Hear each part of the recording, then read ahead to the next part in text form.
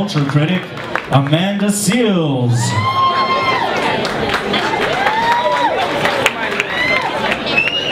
I know y'all here for Paul, but you can give me a little clap. Shit. I put on heels for this. Come on, man. How y'all doing? White folks is acting up. Let's just run down the list. Nigger was trending on Twitter for the last few days, yeah. We had Mr. Cliven Bundy. I don't know if you've seen him on CNN talking about what he knows about the Negro as of late. Even going so far as to ask, maybe they'd be better off in slavery. Really? Is this? Maybe? Yeah. For real? Yes. Google that. Then of course, I mean, everybody's favorite rich racist white man of the hour, Donald Sterling, right? I mean, you almost got to clap it up for just how racist he is. It's impressive. He's like, I will make some money off of black folks. I'll put it in the system, but I ain't gonna sit with you now. I can't do that. No. And you know, it just makes me look at it and I say, whoa, she's getting out of hand. They're getting bold again, folks. All the white folks here, talk to your people. Because I mean, I'm like, all right, do we need to re-release 12 Years a Slave in 3D? Did the message not get through? Like, I feel like what that movie should have invoked for the white folks that saw it was, wow, we were fucked up. Perhaps we should change our tune. But I feel like a lot of these folks saw that movie and said, ah, the good old days. Remember that, Jim? It was a good time. Simpler times, right? Simpler times, yeah. Now, you know, but I say that because, you know, I think that when we see all of these race relations and whatnot, you know, it inspires me to say maybe we need to rise up. You know, it makes me say maybe we need to have more of a coming together. Because I get a lot of black folks that are like, Amanda, racism is done. We have a black president. I'm like, do you live in America? Do they have to burn a cross in your living room? Like, racism is alive, well, it's kicking, it owns the Clippers. Like, it's real. It's here. It's here, okay? We gotta understand that. You gotta know the machine is there to kill the machine. You understand? You got to be able to acknowledge it. And I say that, and I say, man, back in the day, boy, when we didn't like some shit, we would rise up. You know, we could march on some shit. We would boycott some shit. And if things got really out of hand, we would just riot some shit. You know, we would really come together and fuck some shit up. Now we're like, oh, we will hashtag some shit. I am not pleased about that. Retweets. Take that racism. You know, the Clippers, don't get me wrong, I don't think they should have not played the game. If they came this far, why would they let this little racist white man keep them from winning, right? You know, I don't stand for that. However, what I think would have been so cool, for my own personal enjoyment, is if they had opened the game with Lift Every Voice and Sing.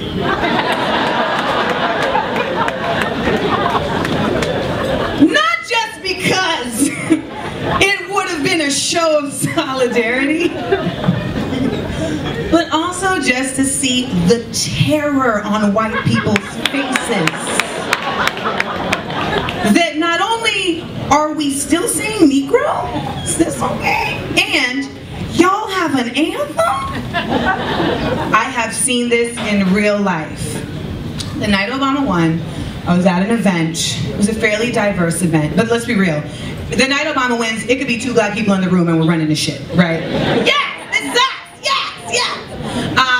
And it was a fairly diverse event, great group of people, everybody was excited. There was a giant screen, and it was showing like the CNN or MSNBC, whatever, the feed of the winning, and then they cut to a black church. You know they had a black church on deck, right? Oh, black president, black church. Gotta show the solidarity. And the black church the Reverend said, now we shall all come together in singing the Negro National Anthem. And y'all, I watched the horror on the faces of Ashley H. and Ashley C.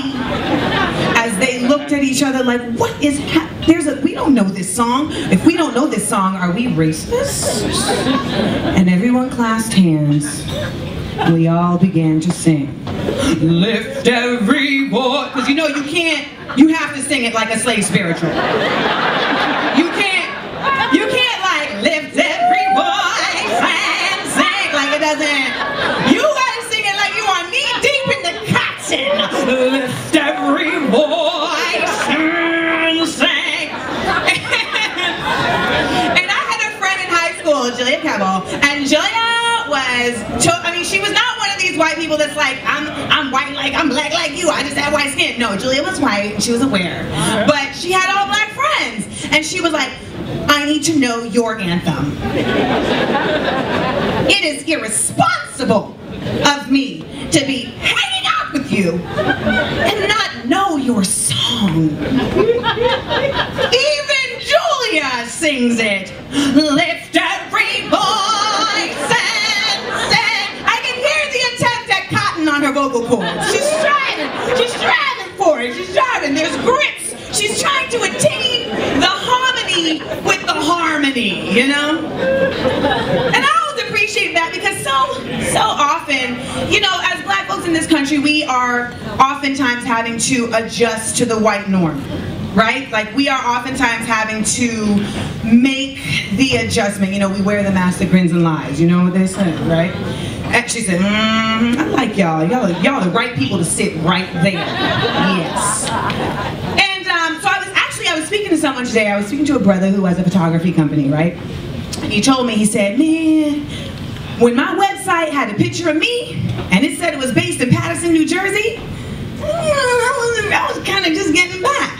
But then I had a thought, and I put pictures of white folks, and I changed it to Montclair, New Jersey, and I got this call. Shit is real. And, you know, earlier this year, Nick Cannon like dressed up in like as a white guy, and some white people were outraged, and they were like, this is whiteface. And there were others who were like, there is no such thing as whiteface, shut it down. Well, there is such a thing as whiteface. That man putting white faces on his site to make more money is whiteface. When you go to try and get a loan, you put on whiteface. If you are a brother getting pulled over anywhere in Florida, you better have whiteface in your pocket. You better be able to, gee, don't shoot me now. Don't shoot me. Shit, I mean, I grew up with, you know, with involuntary whiteface. Just because I spoke a certain way, all the white kids were like, Amanda, you're different. You're like totes different. I mean, I couldn't even dance, but I could dance like slightly better than them. That was the first time I was lied to by white folks. Because they were like, oh my God, you can totally dance. No. When I'm doing the Tootsie Roll like this.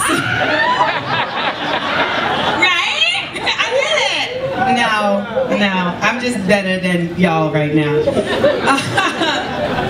But you know, to see the dynamics of when you have to really switch it up. I mean, I look at Don Lemon and I'm like, you know, he be throwing that white face on every day, you know, for that check, and I commend him for that.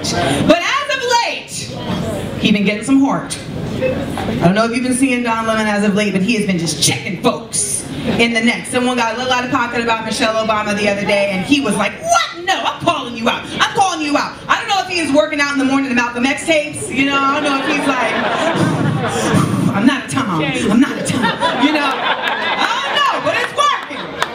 It's working. Come on with us, Brother Lemon. Come on with us. No more lemonade. Give him the bitter. Give him the bitter.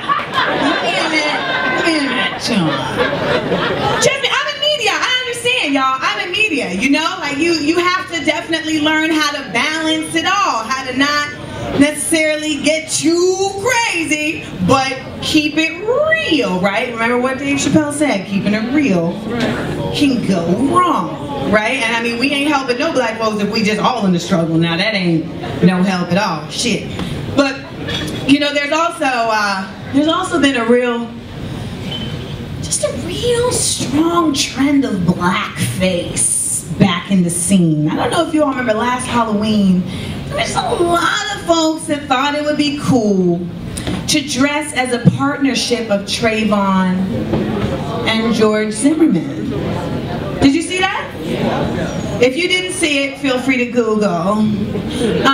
Google. Who talks like that? And it was very disheartening to me because it really shows you just how much work we all have left to do, black, white, Spanish, whatever, in really getting over these humps, really coming together, really understanding each other. It's not about being colorblind. It's about respecting each other's culture and embracing our cultures, right? Like, I don't want to not be black just to make you feel more comfortable about me being black. I'm pretty solid with this, even though recently someone did say to me, like, I'm so surprised at how black you are, considering how light-skinned you are. First of all, light-skinned wouldn't be the worst one. She said it! She gave me the punchline, folks. Count them down for you. Angela Davis, Redbone. Huey P, Redbone.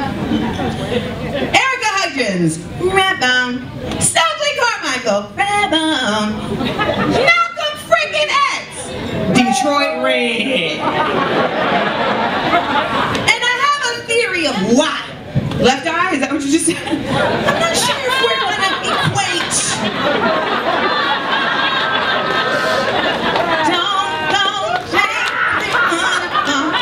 Lover, but not quite on the same level.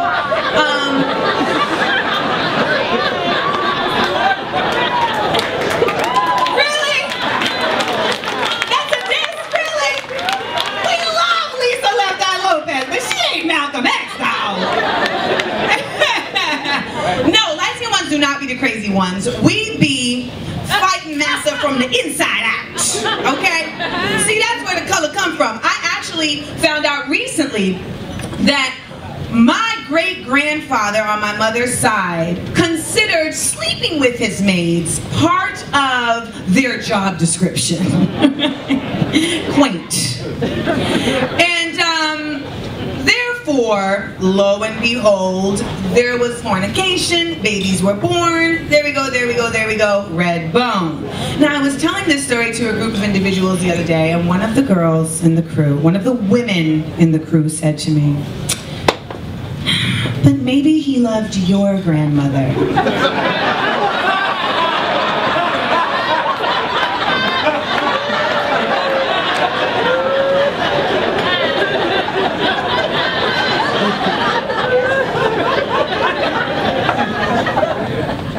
We don't talk no more. Love my motherfucker. You know,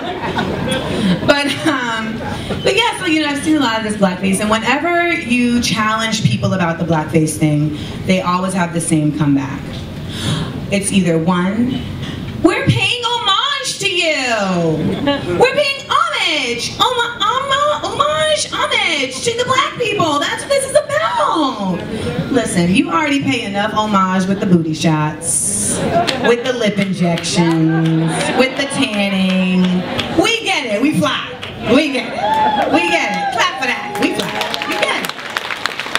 It's cool. It's cool. I get it. You're doing the homage thing. We appreciate it. All right? The other one is always, why don't you all just get over slavery already? I'm always ready for that. Now, I'm not even over R. Kelly's sex tape. Like, I'm still upset about the Pied Piper, you know. And I'm judging any of you in here who are paying money for his R&P, okay? Yes. And you want me to get over slavery, like centuries of oppression, and you know, there is still a certain form of slavery going on, but that's a whole different show. Y'all ain't over Miley twerking yet. Like, collectively, there was an outrage outraged that Miley did something that was coming from the black community, but y'all want us to get over slavery. Do you understand? They shut down the entire government because they could not get over the fact that Obamacare had passed. It had legally passed, and they were like, no! Shut it down! Shut it down! So, you know, with that whole blackface business, here's my thing about it. You think it's funny, you think it's cute, bring that shit to Harlem. Y'all, that's my time. Thank you very much.